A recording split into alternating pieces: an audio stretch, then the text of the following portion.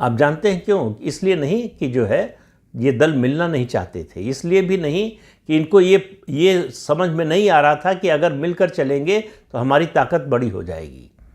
असली मामला आया संसाधनों के बंटवारे पर, संपत्ति के बंटवारे पर। अलग अलग पार्टियां बनी हैं तो अलग अलग पार्टियों ने अपनी संपत्तियां खड़ी की हैं, क्योंकि सब ये किसी न किसी समय अपने अपने राज्यों में सत्ता में रह चुके हैं।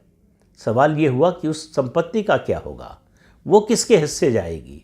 उसके बंटवारे को लेकर कोई फैसला नहीं हो पाया, कोई आम राय नहीं बन पाई, इसलिए एकता नहीं हो पाई, जबकि वो एकता ज़्यादा स्वाभाविक थी। वही स्थिति है कांग्रेस पार्टी से अलग हुए जो नए दल बने हैं, चाहे आप टीएमसी की बात कीजिए, एनसीपी की बात कीजिए, या फिर जगन मोहन रेड्डी की वाईआरसीपी की बात कीजिए। इनकी अपनी पार्टियों की जो संपत्ति है और नेताओं की जो संपत्ति है, उसको छोड़ने के लिए कोई तैयार नहीं है।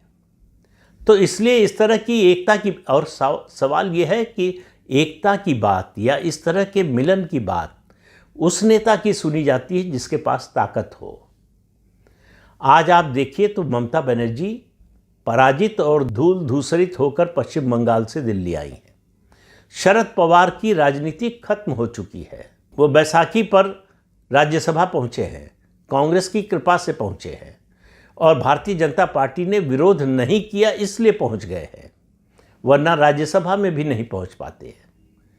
जगन मोहन रेड्डी बुरी तरह से हार चुके हैं। चंद्रबाबू नायडू और उनकी सरकार जिस तरह का काम कर रही है, लगता नहीं कि अगले चुनाव में भी जगन मोहन रेड्डी के लौटने की दूर दूर तक कोई संभावना है। तो ये तीन जो पार्टियां, टीएमसी, जगन मोहन रेड्डी की वाईआरसीपी और एनसीपी शरद पवार की, इनके मिलने की कोई गुंजाइश नहीं है। और इन तीनों पार्टियों के नेताओं का अपना राजनीतिक अस्तित्व खतरे में है। तो ये एक होकर क्या करेंगे? आप 2 जीरो को मिलाइए या 200 जीरो मिलाइए, वो जीरो ही रहेगा। वही हाल इन पार्टियों का है, इनके नेताओं का है। इनके पास कोई जनाधार बचा नहीं है। इनमें अभी जो है कम से कम 4 मई से पहले सबसे बड़े जनाधार वाली नेता ममता बनर्जी थी। आज उनकी जो हालत है उसकी तुलना शरद पवार और जगन मोहन रेड्डी से ही हो सकती है, बल्कि जगन मोहन रेड्डी भी बेहतर स्थिति में है ममता बनर्जी और उनकी पार्टी से।